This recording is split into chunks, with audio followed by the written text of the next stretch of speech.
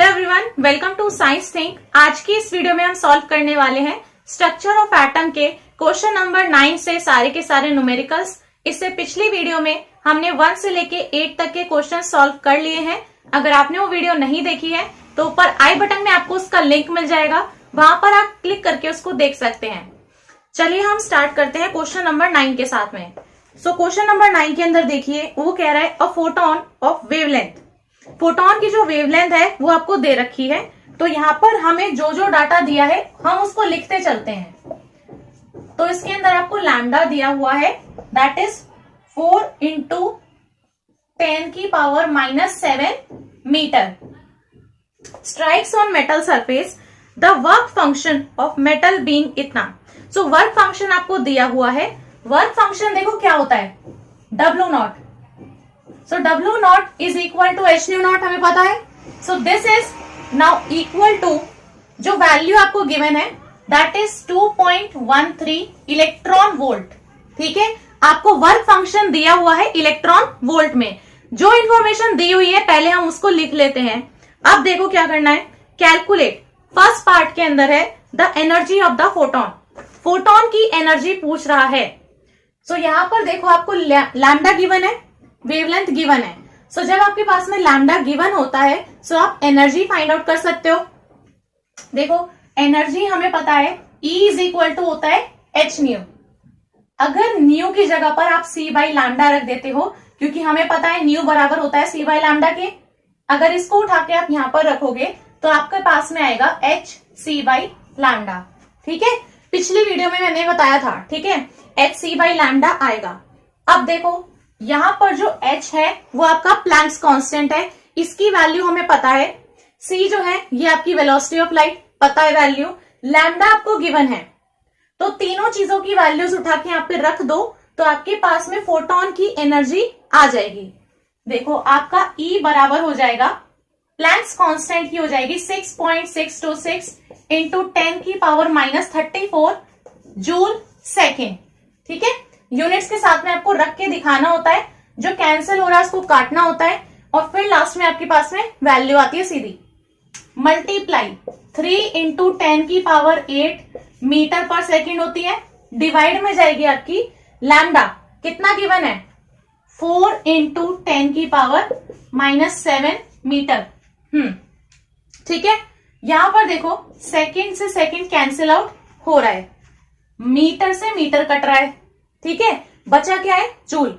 So energy तो आपकी joule में ही आएगी, तो एनर्जी हम फाइंड आउट करेंगे सबसे पहले जूल में। तो ये आपका सीधा कैलकुलेशन वाला पार्ट है, मल्टीप्लाई डिवाइड समथिंग। ठीक है, जो भी है। तो इसे सॉल्व करने के बाद आपका आना चाहिए 4.97 × 10⁻⁻19 जूल। लेकिन क्वेश्चन के अंदर देखो उसने मेरे से पूछा एनर्जी ऑफ फोटोन, तो एनर्जी मैंने निकाली, लेकिन किसमें, जूल्स में। क्वेश्चन के अंदर उसने ब्रैकेट के अंदर दिया हुआ है कि आपको इलेक्ट्रॉन वोल्ट में ही निकालनी है। सो आपको जो है रिलेशन पता होना चाहिए जूल और इलेक्ट्रॉन वोल्ट के बीच में। ठीक है, देखो आप कैसे फाइंड आउट कर सकते हो। तो हमें पता है कि 1 इलेक्ट्रॉन वोल्ट जो है ये इक्वल होता है 1.602 या फिर 1.6 × 10⁻⁻19 जूल के। ठीक है ना, 1 electron volt is equal to this joule, इतना जूल होता है। तो अगर मेरे पास में इतना जूल है तो वो कितने इलेक्ट्रॉन वोल्ट के इक्वल होगा। सेम वही चीज x मान के फाइंड आउट कर सकते हो। ठीक है, तो अगर आपके पास में 4.97 × 10⁻⁻19 जूल है तो ये कितने इलेक्ट्रॉन वोल्ट के इक्वल हो जाएगा। जो चीज नहीं पता है उसको x मान लो, फाइंड आउट कर सकते हो। यहां से देखो आपको सिंपल एक रिलेशन देखना होता है, इतना इलेक्ट्रॉन वोल्ट इतने जूल के बराबर है, तो अगर इतना जूल है तो वो कितने इलेक्ट्रॉन वोल्ट के इक्वल होगा। यहां से x फाइंड आउट करोगे, ये जाएगा ऊपर 4.97 × 10⁻⁻19, ये आएगा नीचे डिवाइड में 1.602 × 10⁻⁻19।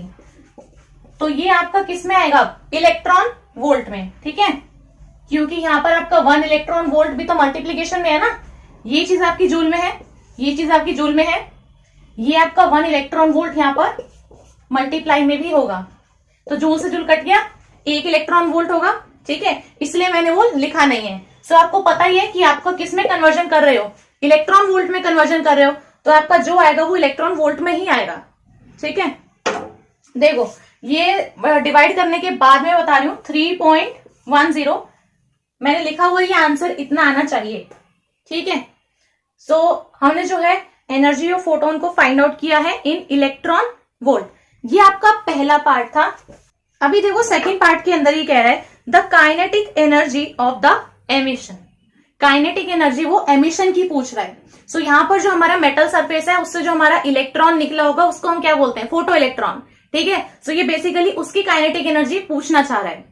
सो हमें पता है कि W0 is equal to h0, और ये चीज मेरे को गिवन है क्वेश्चन के अंदर। कितना गिवन है? 2.13 इलेक्ट्रॉन वोल्ट, ठीक है, मैंने भी लिखा था यहां पर, तो मेरे को इतना गिवन है। ये हमारा वर्क फंक्शन है h0, this is equal to 2.13 electron volt. So यहां पर अगर हमें काइनेटिक एनर्जी फाइंड आउट करनी है एमिशन के लिए, so that will be equal to h nu minus h nu not, ठीक है। सो h न्यू हमारी एनर्जी हो जाएगी किसकी, उस फोटोन की, जो फोटोन जो हमारे उस लाइट में आ रहा है, ठीक है ना। ये h न्यू उसके लिए है, और ये h न्यू नॉट हमारी कौन सी है भाई, थ्रेशोल्ड फ्रीक्वेंसी जो होती है, ठीक है, जो हमारी मिनिमम चाहिए उसको वहां से इजेक्ट करने के लिए, ये वो है, ठीक है। तो जितनी वो लेके आ रहा है माइनस कर दोगे, जितनी बस उसको चाहिए वहां से इजेक्ट करने के लिए, ठीक है, उतनी माइनस कर दोगे तो आपको पता चल जाएगा कि कितनी एनर्जी वो फोटो इलेक्ट्रॉन अपने साथ लेके वहां से निकला होगा। वही तो आपकी एक्स्ट्रा होगी ना, तो माइनस करने पे आपको पता चल जाएगा कि काइनेटिक एनर्जी आपकी एमिशन वाली कितनी होगी। सो h न्यू जो है वो हमने अभी फाइंड आउट किया है। जो मेरे पास में निकल के आया था वो क्या थी, एनर्जी ऑफ फोटोन। पहले पार्ट के अंदर उसने निकलवाया है कि फोटोन की एनर्जी निकालो, तो फोटोन की एनर्जी मैंने निकाली, इलेक्ट्रॉन वोल्ट में निकाली है। सो कितनी आई थी, 3.10 इलेक्ट्रॉन वोल्ट, ये आपकी फोटोन की एनर्जी है, ठीक है। फोटोन की एनर्जी ये लेकर आ रहा है फोटोन अपने पास में, ठीक है, उसमें से माइनस कर दो जो आपकी थ्रेशोल्ड वाली है, यानी कि ये वर्क फंक्शन वाली h nu not. So h nu not आपको गिवन है 2.13, दोनों ही वैल्यूज इलेक्ट्रॉन वोल्ट में ही है मेरी, ठीक है। माइनस करोगे, सो माइनस करने के बाद आपका आ रहा है 0.97 इलेक्ट्रॉन वोल्ट में ही, ठीक है। सो ये आपकी बस सीधा आ गई काइनेटिक एनर्जी एमिशन की, बस आपको यहां पर सीधा माइनस करना था, ठीक है। ये आपकी काइनेटिक एनर्जी एमिशन की हो गई है। So this is your answer second part का। अभी देखो उसके बाद में वो तीसरे पार्ट के अंदर क्या कह रहा है, the velocity of the photo electron. अब देखो जो आपका काइनेटिक एनर्जी उसने एमिशन के लिए निकलवाई, यानी जो फोटो इलेक्ट्रॉन अपने साथ में उस काइनेटिक एनर्जी को लेकर जा रहा है, वो आपकी आई थी अभी, ठीक है। उसके बाद में वो उसी फोटो इलेक्ट्रॉन की वेलोसिटी पूछ रहा है, और आपको क्वेश्चन के अंदर देखो दिया भी था ये रिलेशन, 1 इलेक्ट्रॉन वोल्ट जो है वो 1.6 इंटू 10⁻⁻19 जूल के इक्वल होता है। सो हम उस फोटो इलेक्ट्रॉन की वेलोसिटी को कैसे फाइंड आउट करेंगे। यहां पर देखो हमें पता है ये थर्ड पार्ट है, ठीक है। काइनेटिक एनर्जी जो है that is equal to half mv², क्योंकि यहां पर अब वेलोसिटी की बात हो रही है, ठीक है। सो यहां पर जो हमारा काइनेटिक एनर्जी का ये फॉर्मूला होता है, तो यहां पर अब ये क्या है, मेरी वेलोसिटी है, ठीक है। So this is now velocity, velocity पूछी है ना उसने, तो अगर हमारे पास में यहां से हमें फोटो इलेक्ट्रॉन की बात कर रहा है वो, तो हमें उस इलेक्ट्रॉन का मास भी पता है, काइनेटिक एनर्जी पता है, अभी तो फाइंड आउट किया ना मैंने, कितनी आई थी, 0.97 आई थी, तो मास पता है इलेक्ट्रॉन का, काइनेटिक एनर्जी पता है उस फोटो इलेक्ट्रॉन की, तो क्या वेलोसिटी नहीं निकाल सकते हैं, सिंपल कैलकुलेशन करनी पड़ेगी, फाइंड आउट हो सकता है। यहां से देखो अगर हमें यहां से इस v को फाइंड आउट करना है, तो ये जो मेरा 2 डिवाइड में है इसे इधर ले जाएंगे मल्टीप्लाई में, सो ये हो जाएगा 2 इंटू काइनेटिक एनर्जी, ठीक है। ये जो आपका m मल्टीप्लाई में था इस v² के साथ में, ये जाएगा आपका डिवाइड में, तो ये बन गया। अब यहां से ये आपकी हो गई v² की वैल्यू, ठीक है, ये v² की वैल्यू है, लेकिन आपको तो v चाहिए, है ना, तो आपको तो वेलोसिटी चाहिए, तो यहां से ये जो आपका स्क्वायर है इसको हटाओगे तो या तो इसकी पावर में आप आधा लिख दो, ठीक है, या फिर इसको ले लो सीधा अंडर रूट में, एक ही बात है। तो ऐसे लिख सकते हो या फिर आप इसको हटा के कैसे भी लिख सकते हो, ऐसे लिख दो, ठीक है। बस आपको इसमें अंदर सीधा कैलकुलेशन करनी है और इसके अंदर अब कुछ नहीं बचा है।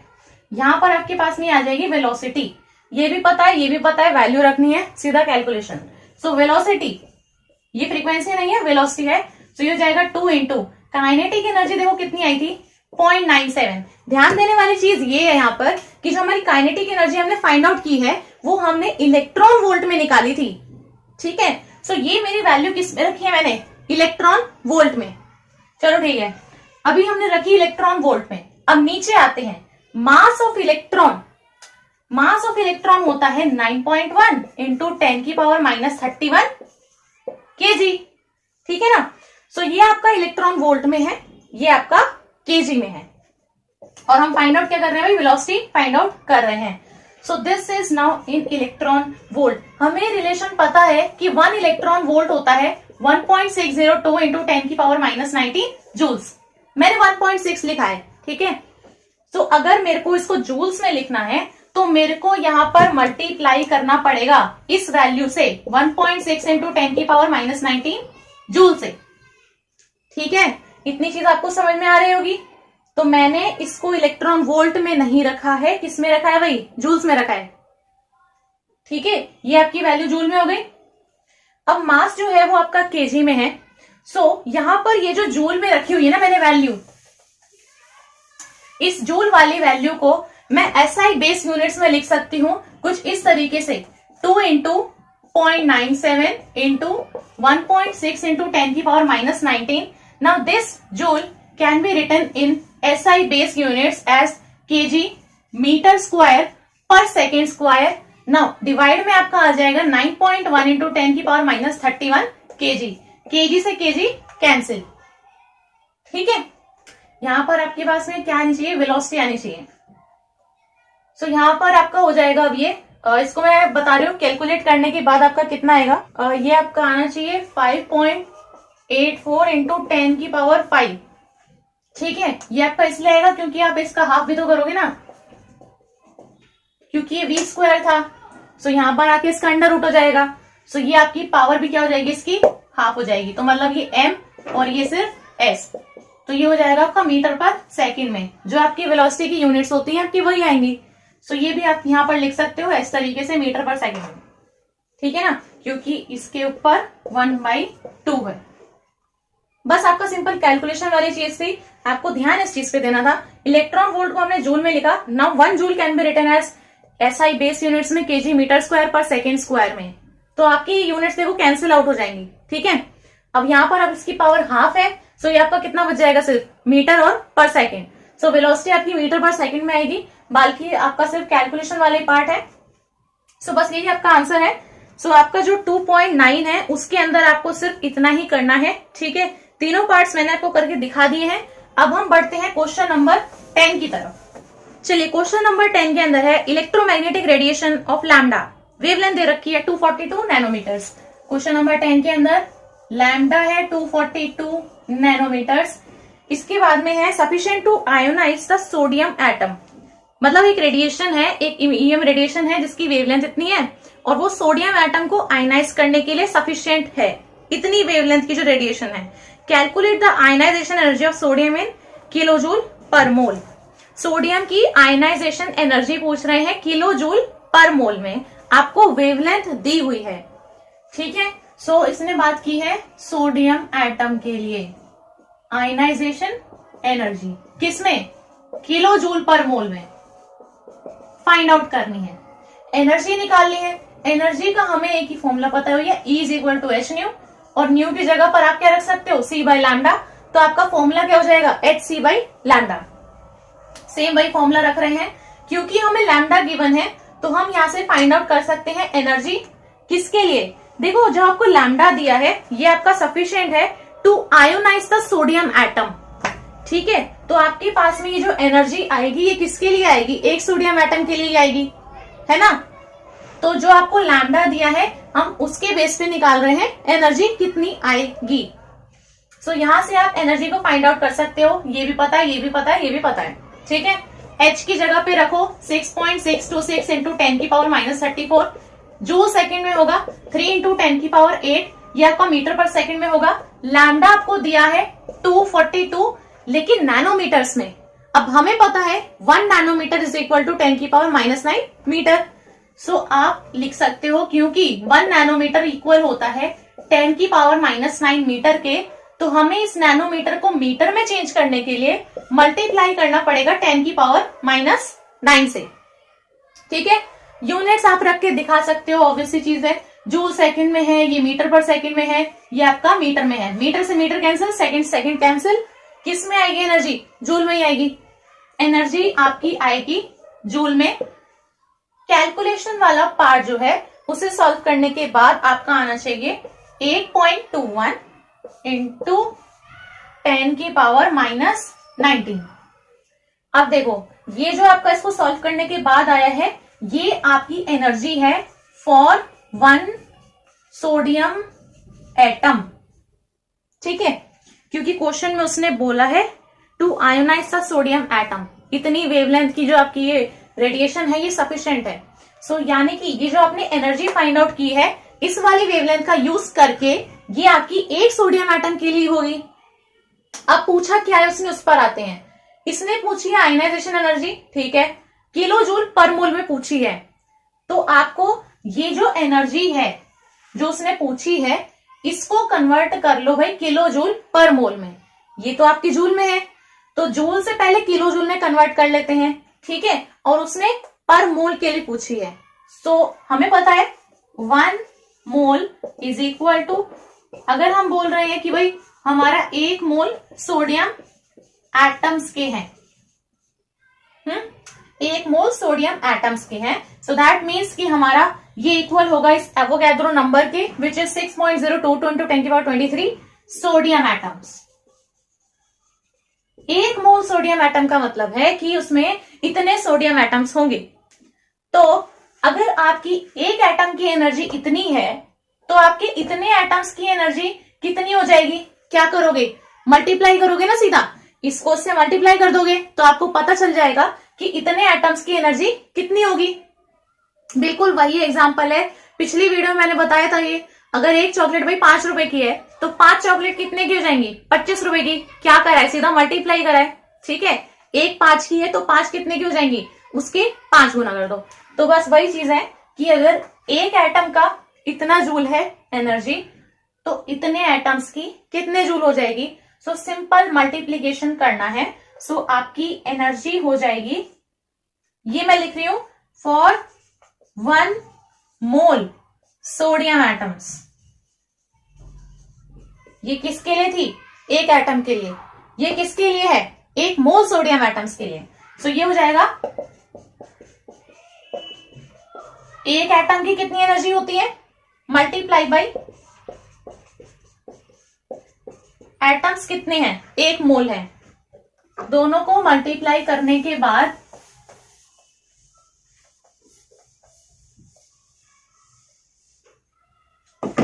दोनों को मल्टीप्लाई करने के बाद आपका आना चाहिए 494 इंटू 10 की पावर 3 जूल, ठीक है। ये आपका आना चाहिए 1 मोल सोडियम एटम्स की एनर्जी है। सो नाउ अब उसने पूछा था किलो जूल पर मोल में, ये आपका जूल पर मोल में है। सो जूल से किलो जूल में कन्वर्ट करो अब। सो जूल से किलो जूल में कन्वर्ट करने के लिए आप सीधा यहां पर कर सकते हो मल्टीप्लाई 10 की पावर -3 से, डिवाइड कर दो 1000 से, एक ही बात है। सो आपका सिर्फ बच जाएगा 494। ये आपका किसमें हो जाएगा? किलो जूल पर मोल में। सो ये आपकी एनर्जी किसमें आएगी? किलो जूल में आएगी, ठीक है। तो जो उसने पूछा था उसका आंसर बस यही है। तो आपको इस तरीके से फाइंड आउट करना है। मैंने लैम्डा का यूज करके एनर्जी फाइंड आउट करी क्योंकि जो मेरे को क्वेश्चन में दे रखा था वो एक सोडियम एटम के लिए था, तो एनर्जी जो आई वो सोडियम एटम के लिए आई, ठीक है। अब उसने किलो जूल पर मोल के लिए पूछा था तो पहले मैंने उसको पर मोल के लिए निकाला कि कितनी एनर्जी होगी। अब जो मेरी एनर्जी है वो जूल में है तो उसको कन्वर्ट कर लो किलो जूल में, ठीक है। कन्वर्ट करने के बाद आपका आंसर ऑटोमेटिकली आ जाएगा। क्वेश्चन नंबर हो गया 10। क्वेश्चन नंबर 11 के ऊपर आते हैं। क्वेश्चन नंबर 11 है a 25 watt bulb emits monochromatic yellow light of wavelength इतना। 25 वाट का बल्ब है, इतनी वेवलेंथ आपको दे रखी है। वेवलेंथ आपको दी है माइक्रोमीटर में, ठीक है, म्यू एम। उसके बाद वो कह रहा है rate of emission of quanta पर सेकेंड आपको फाइंड आउट करना है। क्वेश्चन नंबर 11 के ऊपर आते हैं। यहां पर आपको दे रखा है क्या, 25 वाट, ठीक है। उसके बाद में उसने वेवलेंथ दे रखी है 0.50 म्यू एम, ठीक है। सो म्यू एम दिया है, सो आपको इसको लिखना पड़ेगा किसमें, माइक्रोमीटर्स में, ठीक है। सो हमें पता है ये इक्वल हो जाएगा, सीधा मल्टीप्लाई कर देंगे किससे, 10 की पावर -6 से। तो ये किसमें हो जाएगा आपका, मीटर में। तो ये आपका लैम्डा हो गया है, ठीक है। अब यहां से जो है पहले हम फाइंड आउट करेंगे एनर्जी ऑफ फोटोन। पहले हम किसको फाइंड आउट करेंगे कि हमारे जो फोटोन है उसकी कितनी एनर्जी है। लैम्डा तो हमें दे रखा है इसका, ठीक है ना। तो हमें लैम्डा गिवन है, सो पहले हम उसकी एनर्जी फाइंड आउट करेंगे। वही एच सी बाई लैम्डा हो जाएगा। एच पता है, सी पता है, लैम्डा भी पता है।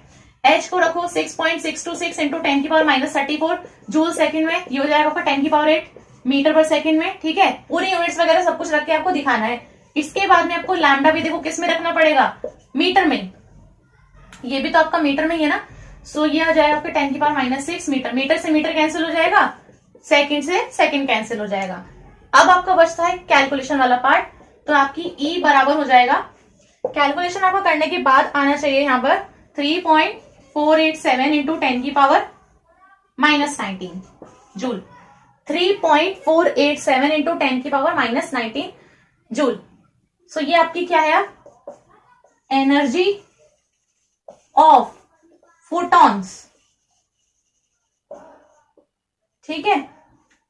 क्वेश्चन के अंदर उसने कहा है 25 वाट का बल्ब है, मोनोक्रोमेटिक येलो लाइट वो एमिट कर रहा है, ठीक है। इसकी वेवलेंथ है, इस लाइट की जो है वेवलेंथ है इतनी।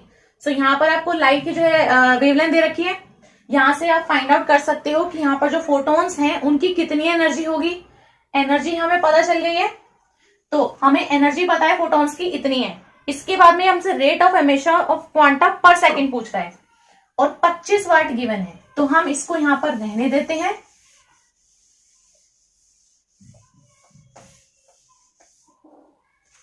ठीक है, 25 वाट दिया है ना उसने। 25 वाट का मतलब है this is equal to 25 joule per second.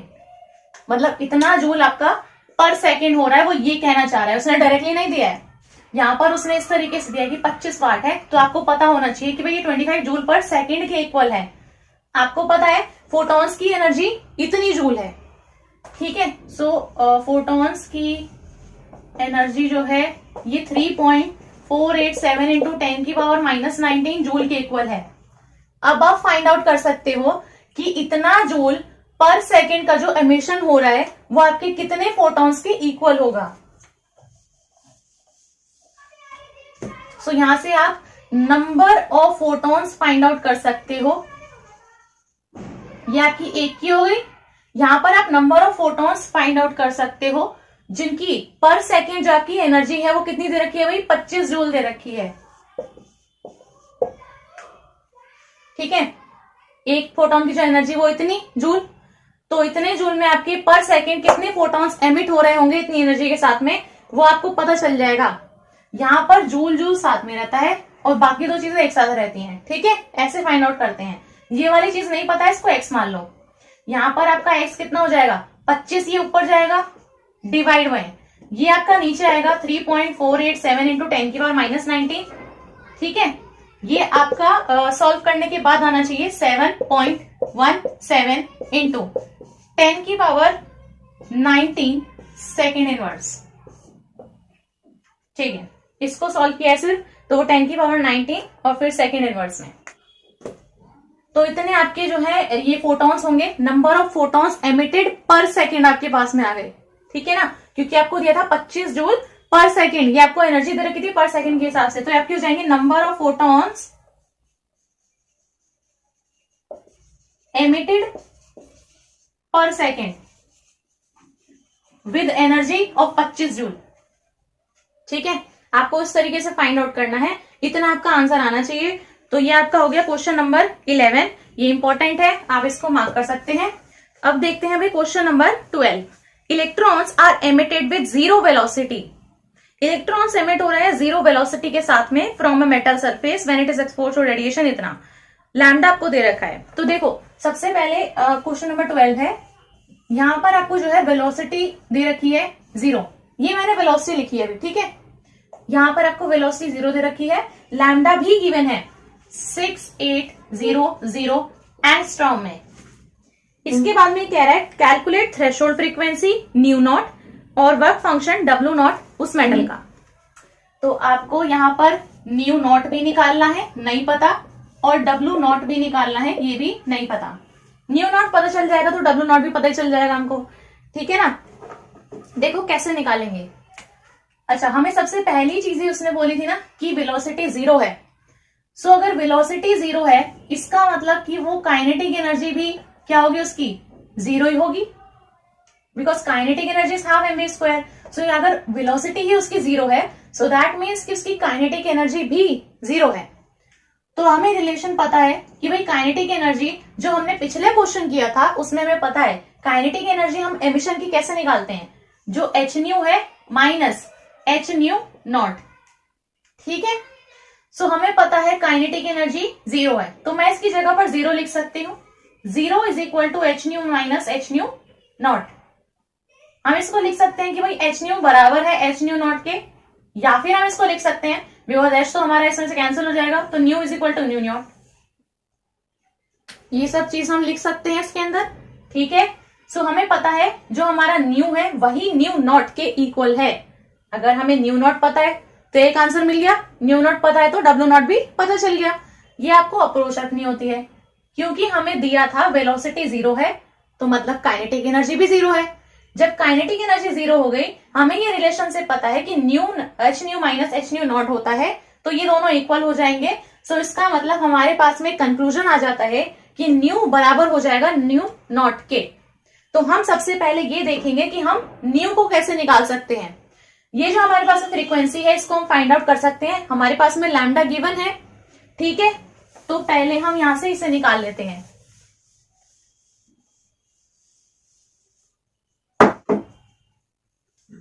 तो हमें पता है न्यू इज इक्वल टू होता है सी बाई लैम्डा के। सी हो जाएगा 3 इंटू 10 की पावर 8 मीटर पर सेकेंड में।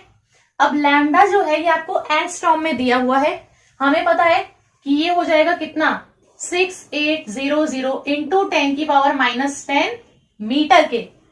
1 एंगस्ट्रॉम होता है 10 की पावर माइनस 10 मीटर, ठीक है। तो ये आपका हो जाएगा 6800 इंटू 10 की पावर माइनस 10 मीटर। मीटर से मीटर कट गया, आपके पास में आ जाएगी फ्रीक्वेंसी।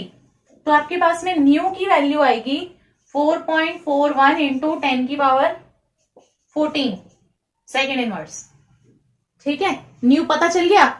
अभी हमें पता चला कि न्यू और न्यू नॉट एक दूसरे के इक्वल है। सो जो न्यू की वैल्यू है वही न्यू नॉट की भी वैल्यू है, which is equal to 4.41 into 10 की पावर 14 सेकेंड इनवर्स। मिल गई न्यू नॉट की वैल्यू। यहां पर अब हमें पता है कि डब्ल्यू नॉट बराबर होता है एच न्यू नॉट के। एच पता है, प्लैंक्स कांस्टेंट है, एच की वैल्यू रख सकते हो 6.626 इंटू 10 की पावर माइनस 34। न्यू नॉट अभी पता करा है कितना है 4.41 इंटू 10 की पावर 14। दोनों को मल्टीप्लाई कर दो, आपका वर्क फंक्शन आ जाएगा। दोनों को मल्टीप्लाई करने के बाद मैं वैल्यू बता रही हूं कितनी आनी चाहिए आपकी, 2.92 इंटू 10 की पावर माइनस 19, ये आएगा आपका जूल में, ठीक है। लैम्डा से मैंने न्यू फाइंड आउट करा, क्योंकि न्यू और न्यू नॉट दोनों इक्वल थे, हमें पता चल रहा है क्योंकि ये 0 दिया हुआ था। एक रिलेशन हमारे पास में आया nu is equal to nu not, ठीक है। दोनों की वैल्यू सेम है। अब हमें पता है डब्ल्यू बराबर होता है वही एच न्यू नॉट के, ठीक है। सीधा मल्टीप्लाई डिवाइड करना होता है आपको, बाकी आपको निकालना आना चाहिए कैसे निकालना है। चलिए क्वेश्चन नंबर 12 जो है ये हो गया। क्वेश्चन नंबर 13 के ऊपर आते हैं। वेवलेंथ पूछ रहा है, ठीक है। चलिए क्वेश्चन नंबर 13 है, what is the wavelength of light emitted when the electron, lambda पूछ रहा है, सबसे पहले लिखते चलते हैं क्या क्या बोल रहा है। चलिए वेवलेंथ वो पूछ रहा है, ठीक है। When electron is hydrogen atom में एमिट होगा, अंडरगोस ट्रांजिशन, इलेक्ट्रॉन एमिट होगा भाई किसमें, हाइड्रोजन एटम में। यहां पर ये ट्रांजिशन की बात कर रहा है with n is equal to 4 to n is equal to 2। Transition इसने बोली है एक एनर्जी लेवल से n इज इक्वल टू 4 से n इज इक्वल टू 2 में। बस इतना ही क्वेश्चन है। वेवलेंथ पूछ रहा है, देखिए कैसे निकाल सकते हैं। अब इसने ट्रांजिशन की बात की है, यहाँ पर n इज इक्वल टू 4 से n इज इक्वल टू 2 में। हमें पता है रिडबर्ग इक्वेशन होती है 1 by lambda is equal to r, जो हमारा रिडबर्ग कांस्टेंट होता है, ठीक है। यहाँ पर हमारे पास में आएगा 1 upon n1 square minus 1 upon n2 square, होती है ना ये इक्वेशन। यहाँ पर देखो हमें यहाँ पर लैम्डा फाइंड आउट करना है, इसकी वैल्यू हमें पता है, ठीक है। n1 और n2 पता होना चाहिए, कैसे होगा। यहाँ पर जो आपका हाइयर एनर्जी लेवल है वो आपका n2 होता है, कौन सा वाला है, 4, ठीक है। और n1 जो होगा वो आपका लोअर एनर्जी लेवल होगा, सो लोअर वाला देखो कौन सा है, 2, तो वो आपका n1 है। सो ये आपका है 2, n1 पता है लोअर वाला, n2 पता है हाइयर वाला, दोनों को उठा के यहाँ पे रख दो। ये आपके पास में हो जाएगा 1 by lambda is equal to r जो है ये आपका होता है 109677 सेंटीमीटर्स इनवर्स। ना 1 बाई n1 स्क्वायर, n1 कितना है 2, सो 2 का square minus 1 by n2 square, n2 कितना है 4, तो इसका स्क्वायर, ठीक है। ये आपका हो जाएगा 1 by lambda is equal to 109677, ये हो जाएगा आपका 1 बाई 4 माइनस 1 बाई 16।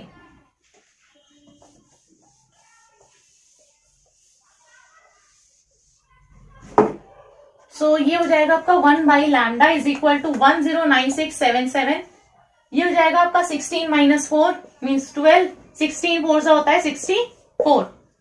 ये हो गया सॉल्व। अब लैम्डा चाहिए मेरे को, लैम्डा किस तरीके से फाइंड आउट कर सकते हो, मेरे को ये चीज चाहिए, ये नीचे डिवाइड में है, इसको ले जाओ उधर मल्टीप्लाई में, मतलब ऊपर की तरफ ले जाओ उसको, और ये सारा जो डाटा है इस सबको इधर भेज दो, तो लैम्डा आपका इक्वल हो जाएगा, देखो ये यहां पर था डिवाइड में 64, तो ये चले जाएगा ऊपर मल्टीप्लाई में। अभी जो था ये आपका सेंटीमीटर इनवर्स में था, ठीक है। अब क्योंकि मैंने इसको उल्टा कर दिया है तो ये आपका हो जाएगा सेंटीमीटर में, ठीक है ना, एक एक स्टेप करके दिखाया है। अब ये दोनों आपके ऊपर मल्टीप्लाई में थे, ये नीचे चले जाएंगे डिवाइड में, 109677 इंटू 12। अब सिंपल आपका ये कैलकुलेशन वाला पार्ट है, बस मैं बताती हूँ कितना आ रहा है इसको सॉल्व करके।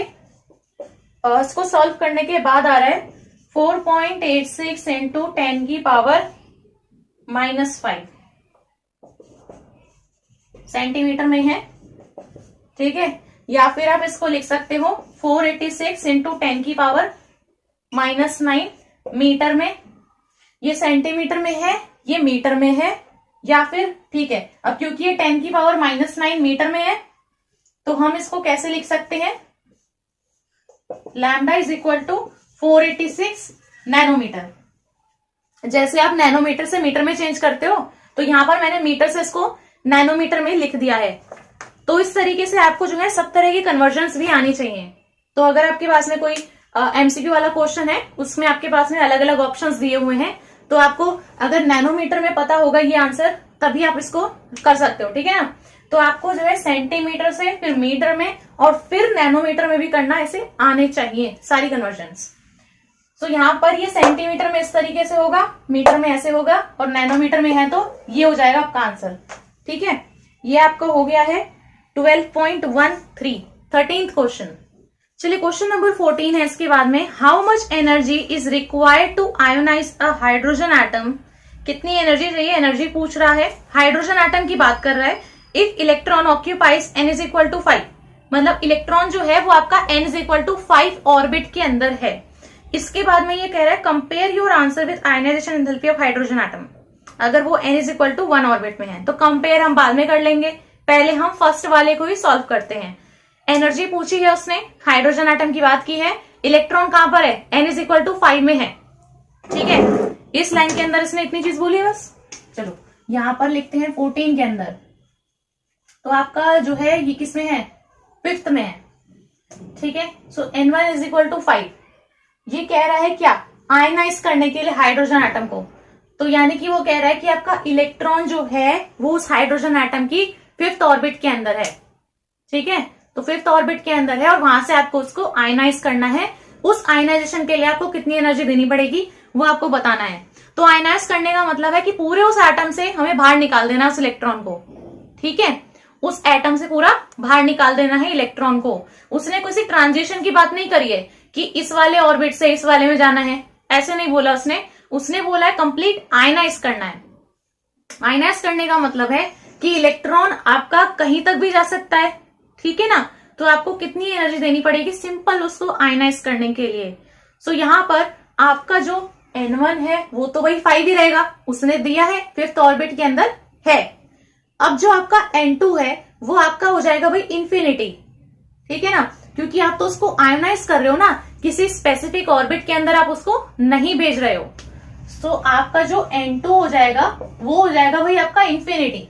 कहीं पर भी आपका इलेक्ट्रॉन जा सकता है, ठीक है, आप उसको नहीं बता सकते हो। आपका N1 5 है, N2 इंफिनिटी है। अब इससे सीधा क्या पूछा है, ठीक है, एनर्जी पूछी है। सो हमें पता है फॉर nth ऑर्बिट अगर हम लिखते हैं, यहां पर किसी स्पेसिफिक ऑर्बिट की मैंने अभी बात नहीं करी है। nth ऑर्बिट के लिए अगर आप एनर्जी का फॉर्मूला लिखोगे तो ये आपका हो जाएगा En is equal to -2.18 into 10 की power -18 Z² divide by n²। ये आपका होता है जूल पर एटम के लिए, ठीक है। ये आपका एनर्जी का फॉर्मूला होता है किसके लिए, nth ऑर्बिट के लिए। तभी मैंने यहां पर n लिया है, यहां पर क्या लिया है, Z²। यहां पर क्वेश्चन के अंदर अब आपको ध्यान देना होता है कि वो किस एटम की बात कर रहा है, वो बात कर रहा है हाइड्रोजन एटम की। तो यहाँ पर Z जो है हाइड्रोजन एटम के लिए ये हो जाता है इसके एटॉमिक नंबर के इक्वल। सो हाइड्रोजन का एटॉमिक नंबर तो 1 ही है। सो 1 लिखो चाहे ना लिखो, 1 का स्क्वायर करके लिखो तो आपका क्या रहेगा, सिंपल ये वाला पोर्शन रहेगा, क्योंकि है तो वो 1 ही ना। सो 1 से मल्टीप्लाई करोगे चाहे नहीं करोगे तो वो इतना ही रहेगा आपका। चलिए, सो ये आपका हो गया है Z² मतलब 1 का स्क्वायर, क्योंकि उसने क्वेश्चन के अंदर दिया है फॉर हाइड्रोजन एटम। ये आपका nth ऑर्बिट के लिए एनर्जी का रिलेशन है, ठीक है। तो अगर मैं इसको लिखती हूं इन दोनों के लिए, सो ये आपका हो जाएगा एनर्जी चेंज डेल्टा E हो जाएगा आपका E2 माइनस E1। आपको इसमें यूज करना है इस वाले रिलेशन का, ठीक है। सो आपका जो E2 हो जाएगा उसमें आप यूज करोगे इस N2 का इस N की जगह पर, और जो आपका E1 है उसमें आप यूज करोगे इस N1 का इस N की जगह पर। ये तो जस्ट जनरल में मैंने लिखा है, ठीक है। अब इसको हम यहां पर रख देते हैं। E2 हो जाएगा आपका -2.18 इंटू 10 की पावर -18, बिकॉज ये तो दोनों में कॉमन है।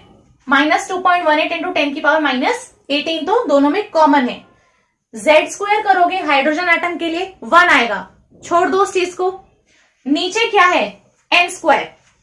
अब ये n² पे आपको ध्यान देना है, क्योंकि n² दोनों में अलग अलग है। एक में 5 है, एक में इंफिनिटी है, ठीक है।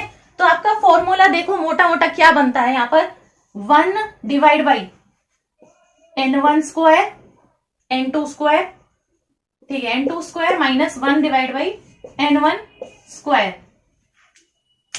तो आपका ये बन गया, ठीक है, क्योंकि आप यहाँ पर एनर्जी चेंज निकाल रहे हो डेल्टा ई, तो E2 माइनस E1 हो जाएगा।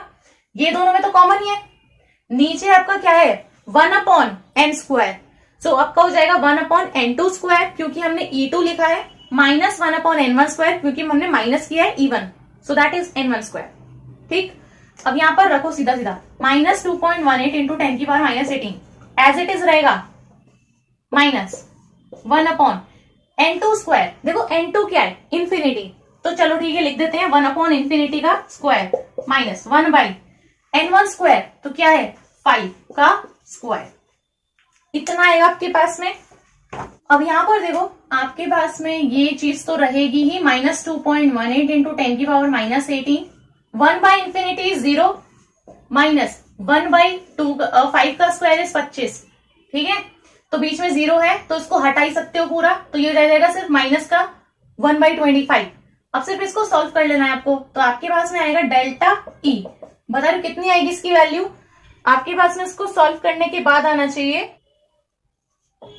8.72 इंटू 10 की पावर -20।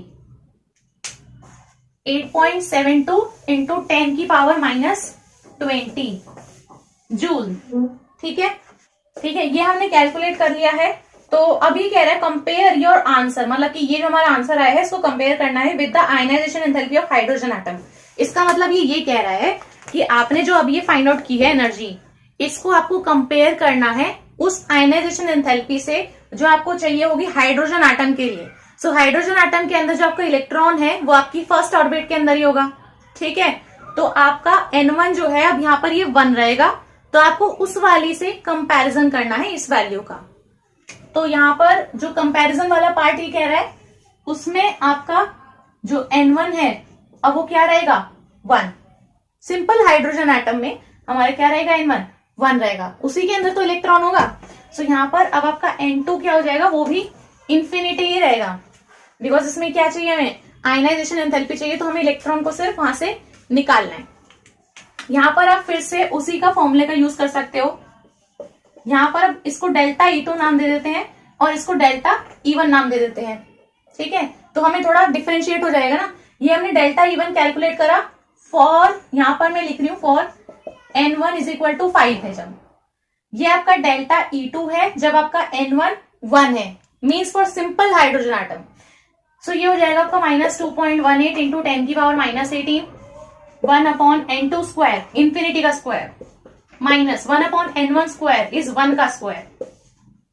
वैल्यू खुद भी रख के देख सकते हो, इतना ही आएगा। ठीक है, तो यहां पर आपका क्या हो जाएगा 1/इंफिनिटी, देखो फिर से 0 है। ठीक है, ये आपका क्या हो जाएगा 0। सो यहां पर आपके पास में डेल्टा E2 जो आएगा ये आपका आ जाएगा 2.18 इंटू 10 की पावर -18 जूल, क्योंकि माइनस माइनस कट जाएगा तो सीधा प्लस हो जाएगा आपका। तो देखो ये आपका आ गया डेल्टा E1, ये आपका आ गया डेल्टा E2। उसने कंपैरिजन करने के लिए बोला है।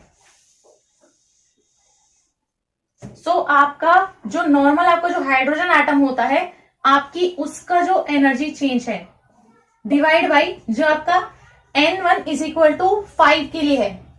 सो ये आपका हो जाएगा 2.18 इंटू 10 की power -18 divide by this value 8.72 into 10 की पावर -20। ये आपका देगा वैल्यू किसके इक्वल, 25 के इक्वल। ये आपको निकालना था। ठीक है, सो डेल्टा E2 यानी कि ये वाले के लिए जब आपका N1 1 था डिवाइड बाई डेल्टा E1 जब आपका N1 जो है वो 5 के इक्वल था, दोनों का आप लोगे तो आएगा 25 के इक्वल। इसका मतलब देखो क्या होता है, इसका मतलब ये होगा कि आपको जो एनर्जी रिक्वायर्ड होगी इलेक्ट्रॉन को रिमूव करने के लिए फ्रॉम N1 = 1 से, N1 = 1 से वो 25 टाइम्स होगी जो आपको एनर्जी चाहिए N1 = 5 से इलेक्ट्रॉन को निकालने के लिए। ठीक है, जब आपका N1 जो है वो 5 है और जब आपका N2 जो है N1 जो है वो 1 है।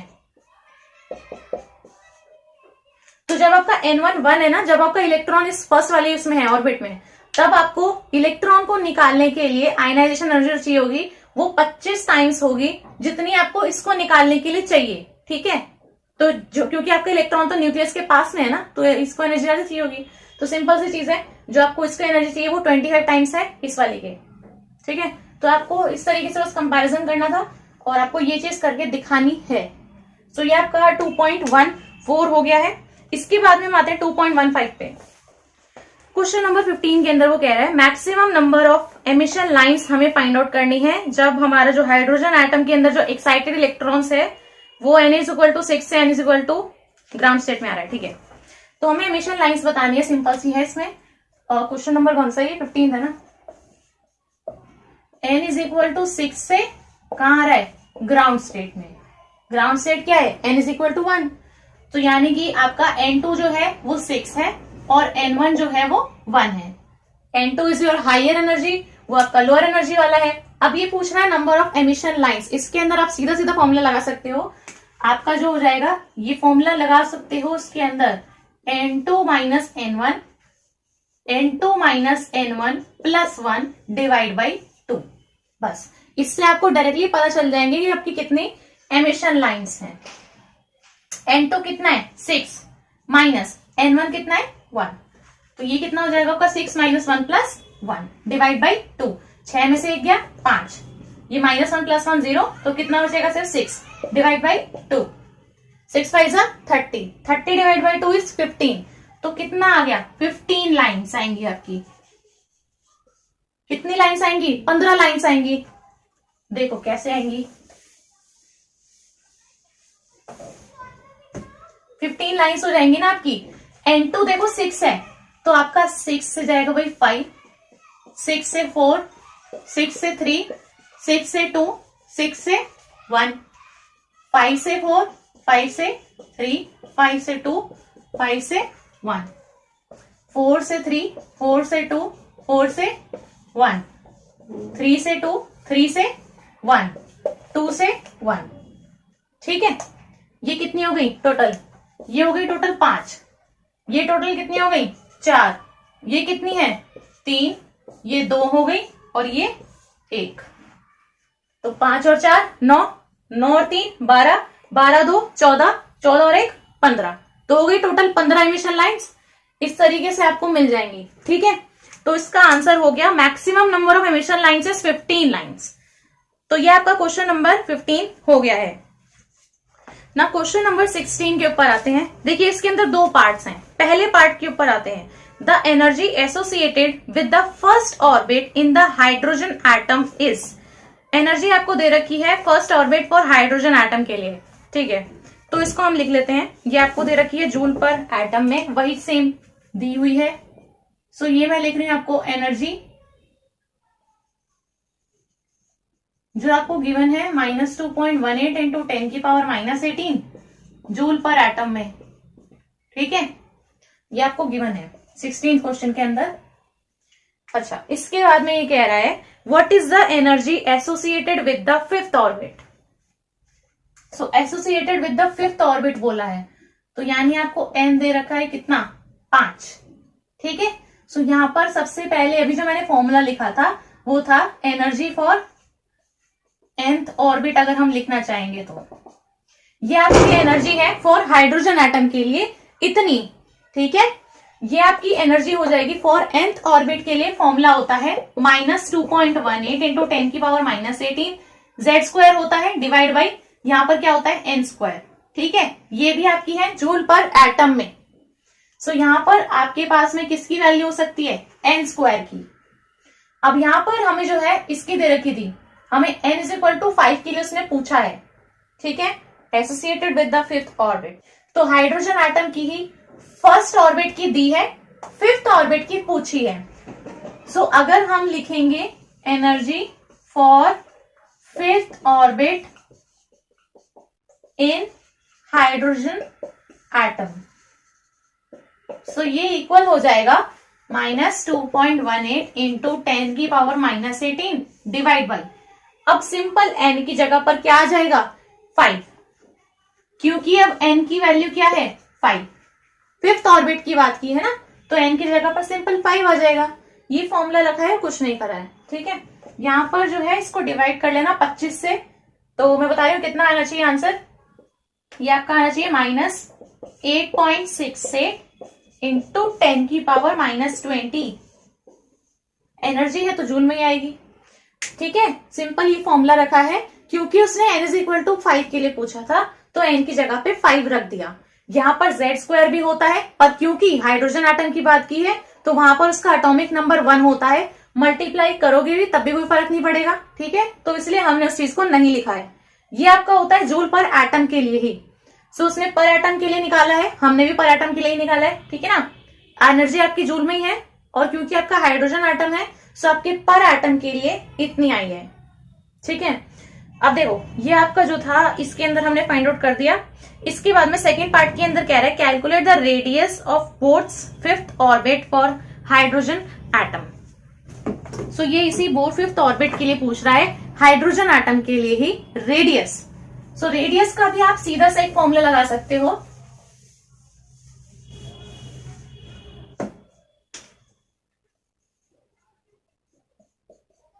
देखो जैसे हमने अभी जनरल फॉर्मूला पढ़ा ना, ये जनरल फॉर्मूला था एनर्जी का nth ऑर्बिट के लिए, ऐसे ही आपका रेडियस के लिए भी फॉर्मूला होता है। सो अगर आपकी रेडियस है फॉर nth ऑर्बिट तो आपका फॉर्मूला हो जाता है Rn is equal to 0.0529 n square, किसमें, नैनोमीटर्स में।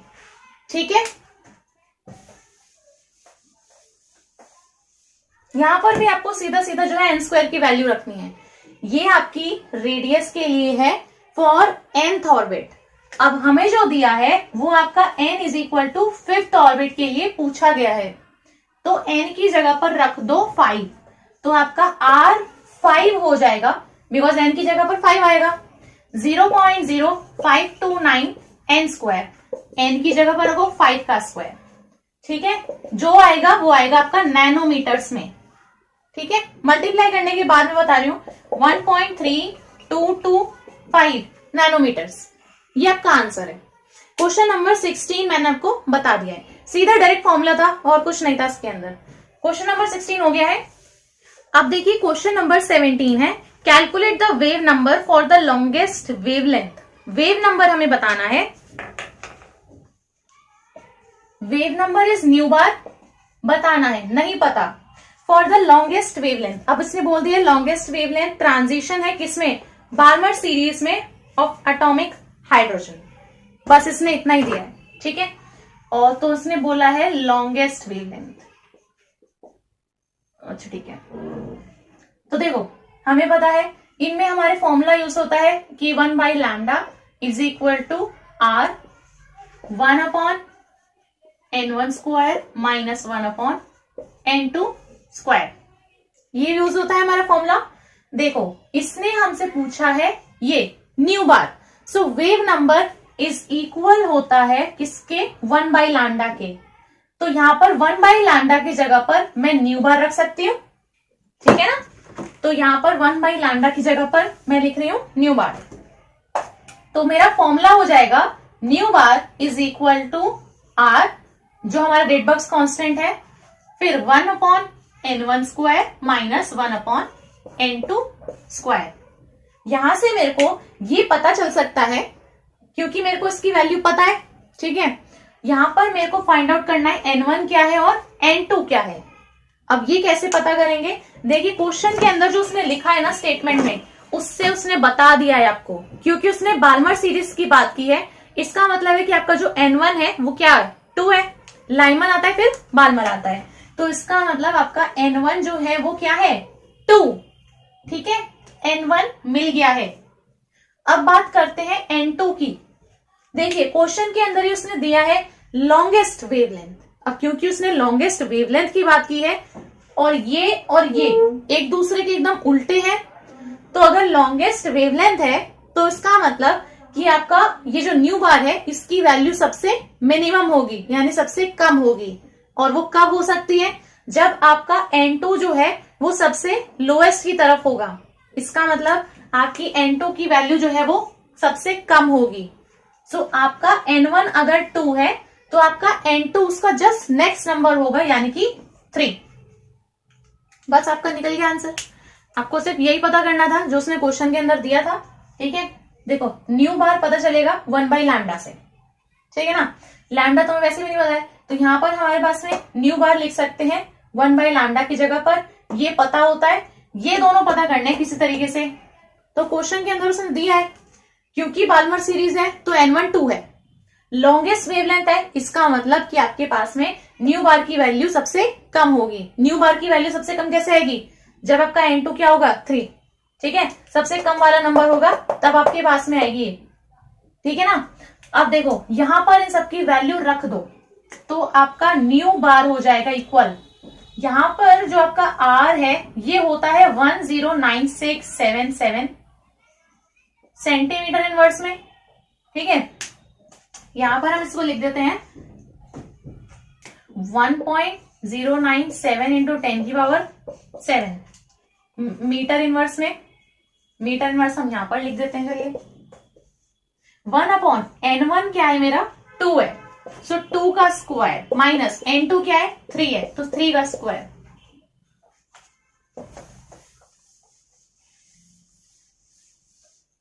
ठीक है, यहां से आप इसको सॉल्व कर सकते हो। न्यू बार हो जाएगा आपका 1.097 इंटू 10 की पावर 7 इंटू ये हो जाएगा आपका 1/4 माइनस 1/9।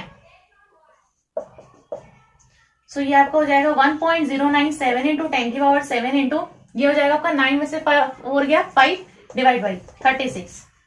तो न्यू बार इसको सॉल्व करने के बाद कितना आ रहा है वो बता रही हूँ। ये आपका किसमें मीटर इनवर्स में। ठीक है, तो ये आपका सॉल्व करने के बाद में आना चाहिए 1.523 इंटू 10 की पावर 6, 1.523 इंटू 10 की पावर 6। ठीक है, ये आपका आना चाहिए। आप चेक कर सकते हो कि आ रहा है या फिर नहीं आ रहा है, कितना आ रहा है इसका आंसर। मैंने आपको बता दिया कि आपको किस तरीके से सॉल्व करना होता है क्वेश्चंस को। ठीक है, सो ये थी हमारी आज की वीडियो। मुझे उम्मीद है आपको ये वीडियो बहुत हेल्पफुल लगी होगी। अगर ये वीडियो हेल्पफुल लगी हो तो इस वीडियो को लाइक कर दें, अपने फ्रेंड्स के साथ में इस वीडियो को शेयर कर दें और मेरे चैनल को सब्सक्राइब करना ना भूलें। Thank you.